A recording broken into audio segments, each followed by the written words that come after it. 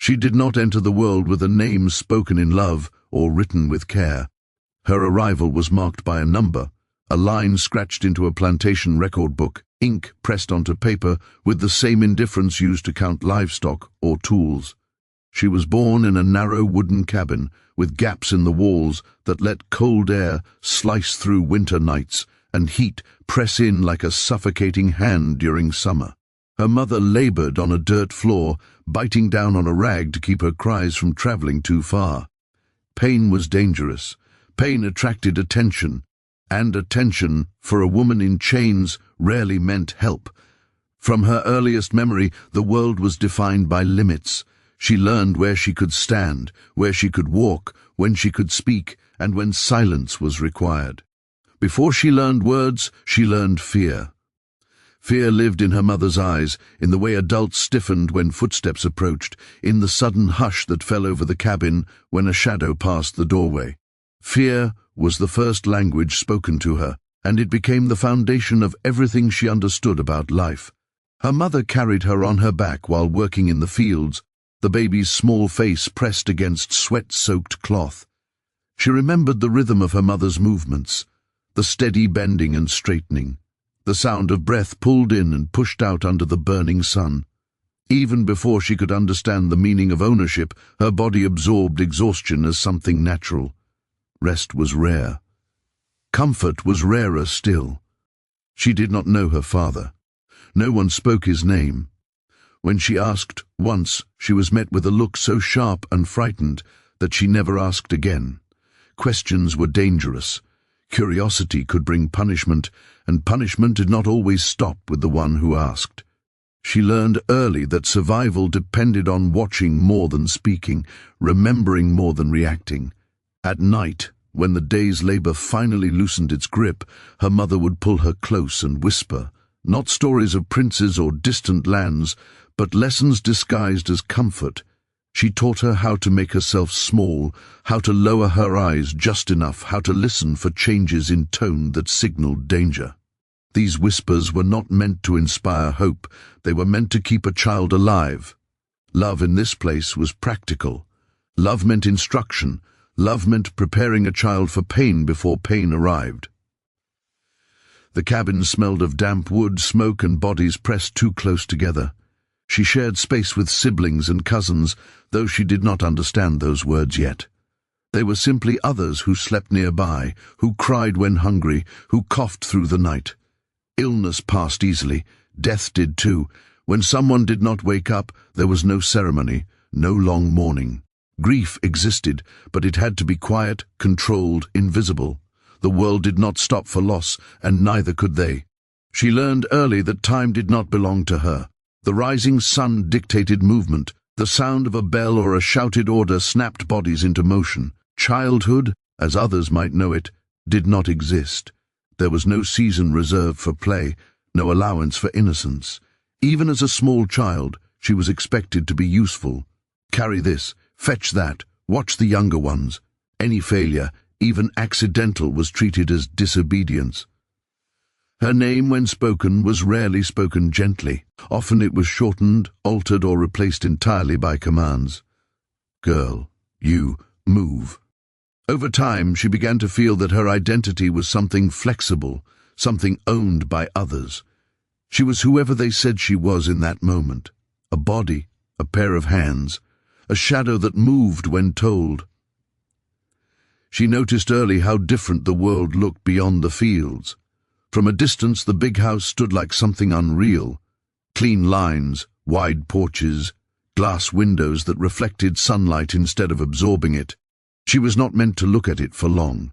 Looking invited dreaming, and dreaming invited trouble. Still, her eyes were drawn to it, especially at night when light spilled from its windows like a promise meant for someone else. Her mother warned her about sound, about how laughter could be mistaken for disrespect, about how crying could be seen as weakness, about how silence, though heavy, was often safest. She practiced holding her breath when frightened, learned to still her face even when her chest burned with emotion. By the time she was old enough to remember clearly, she had already mastered the art of disappearing while still standing in plain sight. Food was never enough. Hunger was a constant companion, a dull ache that sharpened at night. Meals were quick, functional, eaten without pleasure. She learned to eat fast, to waste nothing, to accept whatever was given without complaint. Even as a child, she understood that wanting more was a kind of rebellion.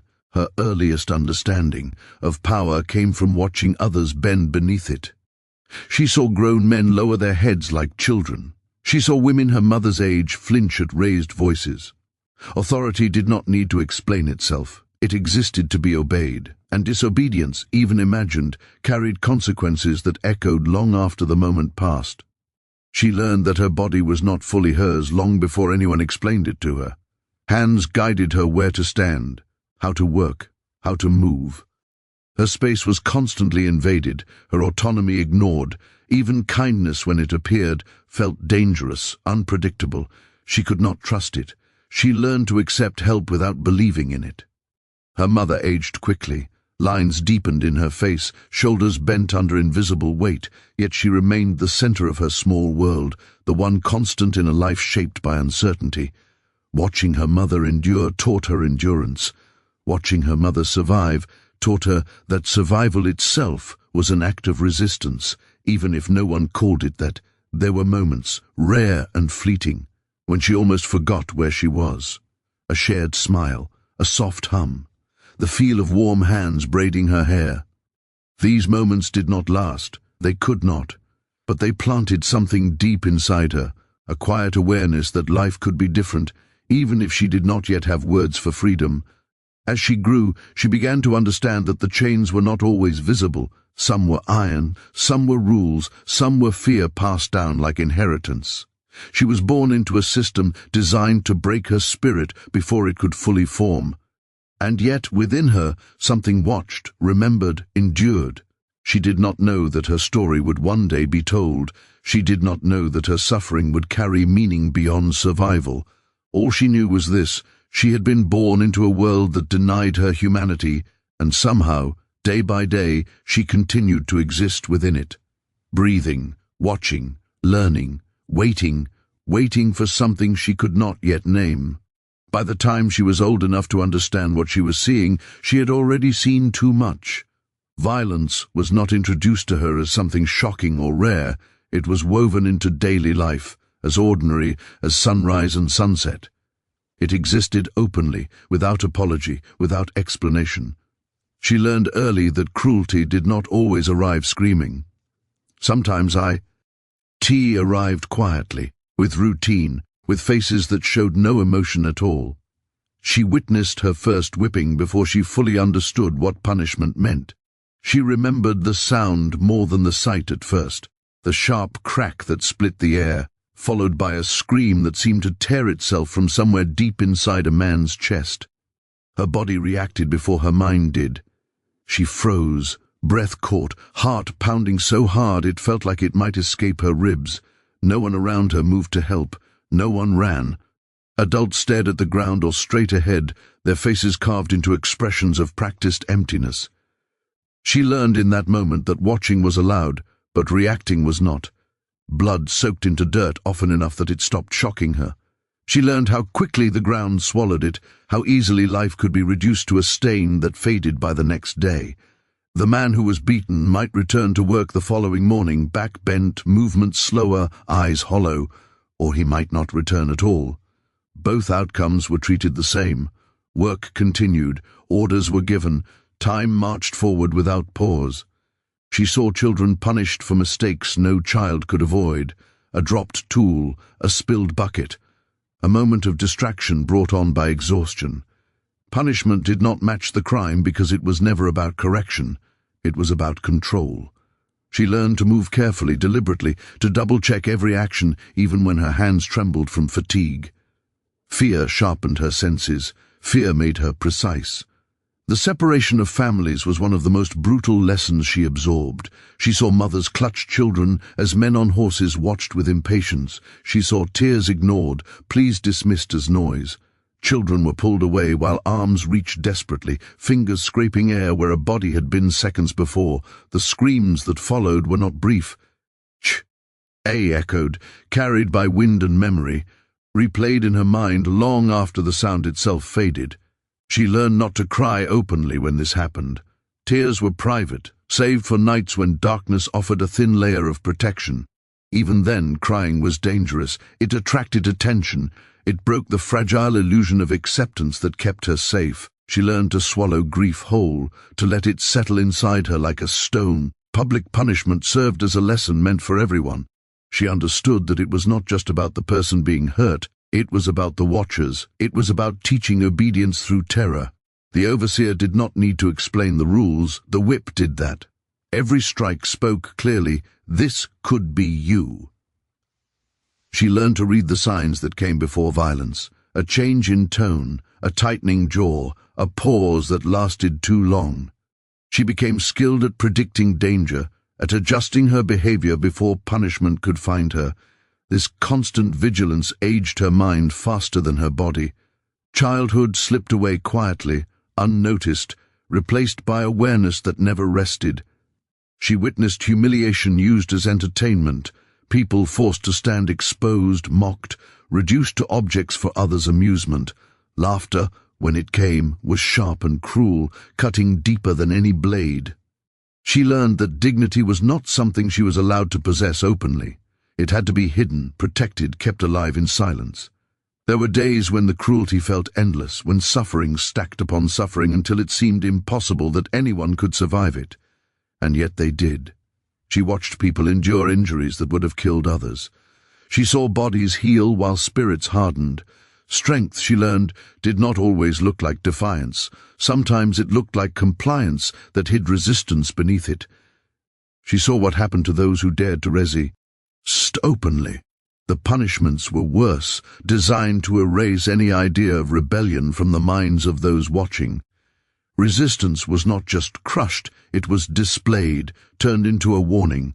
She learned that survival required careful balance, holding on to oneself without letting it be seen. She witnessed women punished for refusing, punished for speaking, punished for existing beyond what was permitted. She saw shame weaponized, used to silence and control. She learned that womanhood in this place carried its own dangers, its own unspoken rules. She learned to make herself less visible, to avoid attention even when attention was unavoidable. The nights were no refuge. Screams carried through darkness as easily as daylight. The absence of light did not protect anyone. If anything, it made fear sharper, imagination more cruel. She lay awake listening, counting breaths, bracing herself for sounds that meant someone else's pain, and wondering when it would be her turn. She saw kindness punished too, a man offering help when none was allowed, a woman sharing food meant for herself. Compassion was treated as disobedience, empathy as threat. She learned that even goodness had to be hidden. Even love could be dangerous. She learned to study faces, to measure moods, to sense when danger was near. She learned to disappear emotionally even when her body was present. This dissociation became her shield. If she could not escape physically, she could escape inwardly, retreating to a place where pain had less power, yet the memories still formed. They etched themselves into her mind, into her bones. The sound of cracking leather, the smell of blood and sweat, the sight of someone she knew collapsing under blows meant to break them. These memories did not fade with time. They layered, accumulated, became part of who she was. She began to understand that cruelty was not accidental. It was intentional, systematic, designed to strip away identity piece by piece. She saw how people were reduced to labor, to property, to silence, and she saw how this reduction was enforced not just through physical pain, but through constant fear. Sometimes she wondered how those who inflicted such suffering could live with themselves. The question had no answer she could grasp. Eventually, she stopped asking. Questions offered no protection. Understanding cruelty did not soften it. What disturbed her most was how normal it all became, how easily the mind adapted to horror, how survival required accepting the unacceptable. She hated herself sometimes for this adaptation, for the way her heart hardened just enough to keep beating, and yet, beneath that hardened surface, something remained, a quiet witness, a part of her that saw everything clearly, that recorded each injustice, each loss. That part did not scream or fight, it simply remembered. She did not yet know why remembering mattered. She only knew that forgetting felt like another kind of death. As her body changed, the rules changed with it, though no one ever explained them aloud. Womanhood arrived without ceremony, without protection, without choice. It announced itself through looks that lingered too long, through voices that softened in ways that made her skin tighten with unease, through warnings delivered indirectly by other women's eyes. She understood before anyone spoke that growing into herself meant growing into danger. She watched older girls closely. She saw how their posture shifted, how laughter disappeared from their mouths, how they learned to move through space with a new kind of caution. Some were suddenly taken from field work and sent to the big house. This was spoken of as opportunity, but the women who returned carried a heaviness that could not be hidden. Their eyes no longer wan, dared, their voices lowered. Something had been taken from them, something that did not heal. No one told her what awaited her. They did not need to. Knowledge traveled silently, passed through glances, through the way women gathered closer together at night, through the warnings embedded in casual phrases. Don't be alone, don't answer back, don't draw attention. Don't trust kindness that comes with conditions. She learned that her safety depended on reading between words, on sensing intentions before they were spoken. Her body was no longer invisible. It was noticed, evaluated, discussed as if she were not present. She felt eyes follow her movements, felt herself becoming an object in ways that filled her with dread she could not yet name. She learned to hunch her shoulders, to dull herself, to move quickly and quietly. She tried to make herself less desirable, though she did not fully understand why desire itself felt like a threat. The first time she was sent to work inside, her hands shook so badly she struggled to hold what she was given. The walls were clean, the floors polished, the air heavy with a different kind of silence. This was not the silence of exhaustion, it was the silence of power.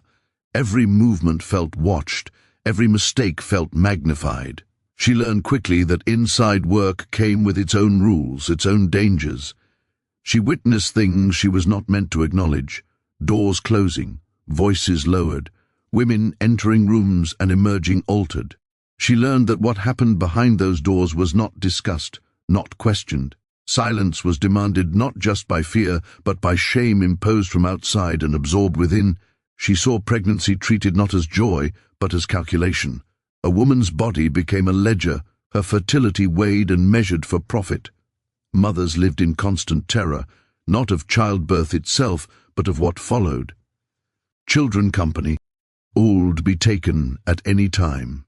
Love became risky, attachment became vulnerability. Yet still they loved, they always loved. She saw women cradle babies knowing they might lose them, choosing love despite its cost. She learned that consent had no meaning here, that refusal was interpreted as defiance, that resistance, even quiet resistance, could be punished severely. Her body was claimed long before anyone touched it, claimed by a system that denied her ownership over herself. This knowledge settled into her like a sickness, invisible but persistent. Men were not spared the damage of this system, but womanhood carried its own specific wounds. She saw men broken publicly, but women were broken privately, their suffering hidden, dismissed, normalized. Pain without witnesses became easier to deny. She understood that what was unseen was not less real, it was simply less acknowledged. She formed bonds with other women that went deeper than friendship. These were alliances of survival. They warned each other, protected each other when they could, shared strategies in whispers. They taught her how to endure unwanted attention, how to create excuses, how to disappear in plain sight. These lessons were acts of love, though they were built on sorrow. At night, she listened to stories that were never fully told. Fragments, hints. A sentence stopped halfway, a look that said enough. She filled in the gaps with her imagination, and the imagined truths frightened her almost as much as reality. Sleep came in pieces. Dreams were restless, haunted by things she had not yet experienced but already feared. She noticed how some women grew distant from their own bodies, how they moved as if separate from themselves. She began to understand why. Separation was protection. If the body could be treated as something separate, something owned by others, perhaps the self could remain intact. So, me-ware unreachable. She practiced this separation without realizing she was doing it. There were moments when she felt anger rise up so fiercely it scared her. Anger was dangerous. Anger led to mistakes. She learned to bury it beneath obedience, beneath lowered eyes and careful speech. But the anger did not disappear. It waited, coiled tightly, watching. She saw how motherhood aged women overnight, not because of the labor of care, but because of the constant fear. Every child was a liability in the eyes of power and a miracle in the eyes of the mother. This contradiction tore women apart from the inside. She absorbed these lessons and wondered what future awaited her, if any future was truly hers to claim. She learned that love between enslaved people was both necessary and forbidden. Relationships offered comfort and identity, but they could be used as leverage, as punishment. Families could be shattered with a signature, a sale, a decision made far away by someone who never learned their names. Loving deeply meant risking devastation, and still, people loved. As she matured, she felt time pressing differently. Childhood had ended quietly, without permission. Adulthood loomed not as independence, but as increased vulnerability. She mourned a version of herself she had never been allowed to fully become. She watched women who had survived decades of this life. Some were hardened, sharp-tongued, their humor dark and protective. Others were gentle in ways that felt almost miraculous. She studied them, searching for clues on how to endure without losing herself completely. She learned that strength did not always look like defiance. Sometimes it looked like softness preserved against all odds. Sometimes it looked like care given freely in a world designed to starve people of it. Sometimes it looked like waking up each morning despite everything that had happened. The night before, her understanding of freedom shifted. It was no longer a distant dream tied to escape. It became something smaller, more immediate, a moment of privacy, a shared laugh, a choice made quietly. These small freedoms mattered. They were proof that not everything had been taken. Still, fear never fully loosened its grip. Womanhood in chains meant living with constant awareness that danger could come at any moment from any direction. It meant learning to survive violations that left no visible marks. It meant carrying pain that had no name allowed to speak it. And yet, within her, something endured. A sense of self that refused to be erased even when it had to hide. A quiet defiance that lived not in open rebellion, but in continued existence. In remembering who she was beneath what the world demanded she be. She did not know how her story would unfold. She only knew that womanhood had arrived not as a gift, but as another trial, and she was still standing. There came a night when something inside her finally fractured, not with a sound, but with a silence so deep it frightened her more than any scream ever had. It was not the first time she had been hurt, nor the first time hope had been tested, but it was the moment when belief itself began to feel foolish. Until then, she had carried a thin, stubborn thread of expectation that somehow, someday, life might loosen its grip. That night, the thread snapped. The day had begun like countless others, heavy with heat and fatigue. Work dragged on longer than usual, bodies pushed past exhaustion into something dull and mechanical. She felt herself moving without thought, performing tasks with a practiced emptiness. When evening finally arrived, it brought no relief. The air remained thick, pressing down on her chest, making it hard to breathe. She sensed the change before it happened. A look held too long. A command delivered with false calm.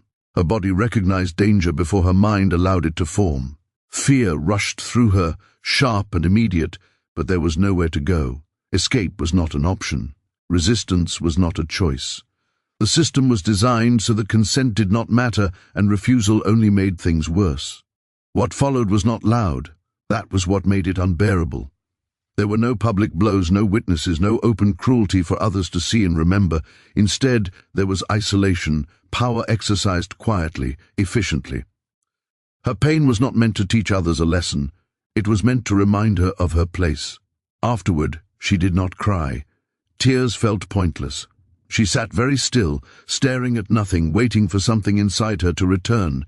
It did not. The world felt distant, muffled, as if she were observing it through water. Her body ached, but the deeper pain was elsewhere, lodged somewhere words could not reach. When she returned to the cabin, the women saw her immediately. They always knew. No explanation was required. Someone made space for her. Someone pressed a hand into hers. Someone else watched the door. This quiet solidarity was the only comfort available, and even that had limits. No one asked questions. Questions demanded answers, and answers brought danger. That night she lay awake while the others slept, or pretended to sleep. She could not tell any more. Sleep had become unreliable, fractured by memory and fear. When she closed her eyes, images returned uninvited. She learned to keep them open, even though darkness was safer than what waited behind her eyelids. In the days that followed, something in her changed. She moved more slowly, spoke less. The anger she once buried no longer burned hot. It cooled into something heavier, more permanent. Hope, which had once flickered stubbornly even in the worst moments, now felt like a liabi. Litty. Hope made pain sharper. Expectation made disappointment inevitable. She decided, without consciously deciding, that she would expect nothing. This was not surrender in the way others might imagine it. It was a form of protection. If she wanted nothing, then nothing could be taken from her. If she believed in nothing, then nothing could be destroyed. This numbness wrapped around her like armor, heavy but necessary.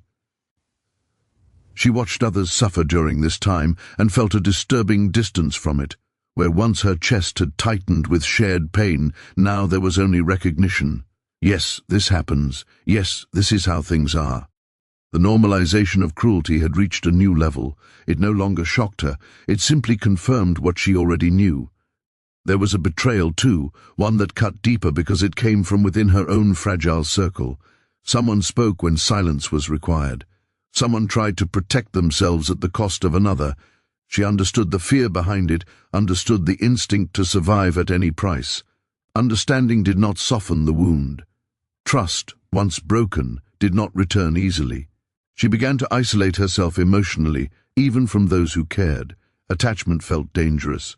Every connection was a potential weakness, something that could be exploited, something that could be lost. She still participated in shared routines, still offered help when needed, but she kept her inner self guarded, locked away where no one could reach it. Time lost its shape. Days blurred together, marked only by exhaustion and obligation. She stopped counting weeks, stopped imagining seasons beyond the present one. The future shrank to the next task, the next command, the next moment that required endurance. Anything beyond that felt unreal. There were moments when she questioned whether survival itself was worth the cost. She watched older women whose dyes bore decades of this life, their eyes distant, their spirits worn thin. Was this what awaited her? A long stretch of suffering with no resolution, no recognition, no peace? The thought pressed down on her, making each breath feel heavier than the last. Faith, whatever form it had once taken, grew complicated. She had heard whispers of justice, of a higher order that saw all suffering and would one day make it right. After that night, such ideas felt hollow. If justice existed, it moved too slowly. If mercy existed, it was selective. She stopped looking upward for answers. Yet even in this darkness, something refused to die completely. It was not hope in the traditional sense. It was not belief in rescue or transformation. It was more like stubborn continuity, a refusal to disappear, a quiet insistence on existing, even if existence was painful. She noticed that this brokenness changed how she saw others. She became more observant, more attuned to subtle shifts in behavior. She recognized the signs of someone else reaching their breaking point. She learned when to offer presence instead of words, when silence was more healing than advice. Her own pain sharpened her empathy, even as it dulled her expectations. There were nights when she sat outside the cabin, staring at the sky, not searching for answers but grounding herself in something vast and indifferent. The stars did not judge, they did not promise. They simply were. In their constancy, she found a strange comfort. She no longer dreamed of escape. Escape required imagining a different life, and imagination felt dangerous. Instead, she focused on endurance, on making it through the next hour, the next day, on preserving whatever fragments of herself remained untouched. This period of her life did not end dramatically. There was no clear turning point, no sudden shift. It was a slow settling into disillusionment, a quiet acceptance that things might never improve. The hope that once lived inside her did not vanish entirely, but it retreated so deeply that she could barely feel it. And yet somewhere beneath the numbness, beneath the armor, something watched and waited. She did not know it yet, but this breaking was not the end of her story. It was the place where illusion finally fell away, where survival became intentional rather than instinctive. The night hope almost died did not kill her. It reshaped her. It stripped away softness she could no longer afford and left behind a core that was harder, quieter, and still alive. Freedom did not arrive the way she had imagined it in the rare moments she once allowed herself to imagine anything at all. There was no sudden joy, no overwhelming relief, no immediate sense of becoming whole. Instead, it arrived like a strange visitor whose face she did not recognize, carrying questions instead of answers. By the time whispers of change reached the quarters, she had learned not to trust whispers. Too many promises in her life had dissolved into punishment. She heard the word before she felt its meaning: freedom. It passed from mouth to mouth with caution, spoken softly, as if saying it too loudly might summon consequences. Some people dared to smile. Others looked away, suspicious, wounded by years of hope betrayed. She found herself among the latter, after everything she had seen, believing felt reckless. Before freedom came fully, there was confusion. Orders contradicted each other. Overseers grew tense, uncertain. Rules that had once been absolute began to wobble. This instability frightened her more than certainty ever had. Oppression, at least, was predictable. Change introduced risk. She watched men who had once carried themselves with unquestioned authority now hesitate, their confidence cracking. The shift was subtle, but unmistakable. Power, she realized, was not as solid as it pretended to be. This realization unsettled her deeply. If power could change hands, what did that mean for someone like her, whose entire existence had been shaped by its weight? When the moment finally came, when chains were declared broken by words spoken far away, by decisions made by people who had never known her name, she felt nothing at first. No rush of emotion, no tears, just a hollow stillness.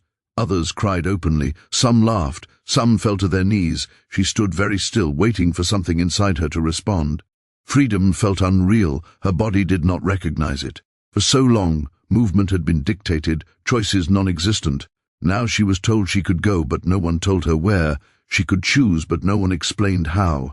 The absence of command felt like standing at the edge of a cliff, unsure whether to step forward or freeze. What she saw before freedom fully settled was fear wearing a new mask. Hunger did not vanish. Shelter was not guaranteed. Violence did not evaporate with a declaration. The world beyond the plantation was not waiting with open arms. It was uncertain, often hostile, and deeply unfamiliar. She realized quickly that freedom did not erase memory. The past did not loosen its grip just because the present had changed. She still flinched at sudden sounds. She still measured her words carefully. She still woke at night expecting punishment. Her body carried habits formed under threat, and those habits did not disappear overnight. Some people left immediately, driven by urgency, by the need to put distance between themselves and the place of their suffering. Others stayed, paralyzed by uncertainty. She understood both instincts. Leaving meant facing the unknown. Staying meant remaining among ghosts. She chose neither immediately. She watched, she listened, she learned. Again, just as she always had. Survival had trained her well for transition. She studied the new rules, the new dangers. Freedom, she learned, had its own risks. She saw people reunited with family members long thought lost. She also saw reunions that never happened. The system that had torn families apart did not suddenly repair them. Some names would never be answered. Some faces would never be seen again. Freedom arrived too late for countless connections. She felt grief rise in new ways. Grief not just for what had been taken, but for what could never be recovered, for the childhood she never lived, for the woman she might have been under different circumstances. Freedom illuminated these losses rather than healing them. She learned that freedom demanded decisions, and decisions demanded confidence she did not yet possess. What did she want? The question itself felt foreign. Desire had never been safe. Wanting had never been allowed. She had spent her life responding, enduring, surviving, not choosing. Slowly, tentatively, she began to practice small choices: where to walk, when to rest, whom to speak to. These choices felt monumental, weighted with unfamiliar responsibility. Each decision carried fear of making the wrong one, of being punished for a mistake, even when punishment was no longer supposed to exist. She noticed how freedom affected people differently. Some seemed to grow lighter, energized by possibility. Others grew angry, bitter, overwhelmed by what had been stolen from them. Many carried both at once. She recognized herself in the contradiction. Work did not disappear. It simply changed its name. She labored still, but now for wages that barely sustained her. Exploitation shifted shape rather than vanishing entirely. Freedom, she learned, was not a destination. It was a condition that required constant defense. What she saw before freedom full. Lee came into focus was herself, reflected differently in the eyes of others. Some looked at her with suspicion, some with pity, some with resentment, few with respect. Liberation did not automatically grant dignity. That too had to be claimed. She struggled with anger she had never allowed herself to feel fully. Now that open punishment no longer loomed. Emotions surfaced that had been buried for survival's sake. Rage, grief, bitterness, all demanded acknowledgement. Facing them was exhausting but necessary. There were moments when she longed for the numb certainty of the past, and she hated herself for that longing. Oppression had been horrific, but it had been structured. Freedom required navigation without a map. She forgave herself slowly for these conflicted feelings, understanding that trauma did not dissolve on command. She began to speak more. At first cautiously, testing the boundaries of expression. Words felt dangerous and powerful at once. She learned that her voice shook not because it was weak, but because it had been restrained for so long. She met others who carried stories like hers. They recognized each other without explanation. Shared glances held understanding that language could not fully capture. These connections helped her believe that survival had meaning beyond endurance. She realized that freedom was not only about movement or ownership, it was about being seen as human. And that recognition did not come automatically. It had to be demanded, asserted, lived. What she saw before freedom truly arrived was that the chains had never been only iron. They had been fear, silence, conditioning, belief. Some of those chains fell quickly. Others resisted, clinging stubbornly to her mind and body. Still, she persisted. Each day she claimed a little more space within herself. Each day she practiced imagining a future, even when imagination hurt. Each day she chose existence with intention rather than obligation. Freedom did not erase her scars. It did not restore what was lost. But it gave her something she had never truly possessed before, authorship over her own story. And that, she began to understand, was where healing, slow, imperfect, incomplete, could finally begin.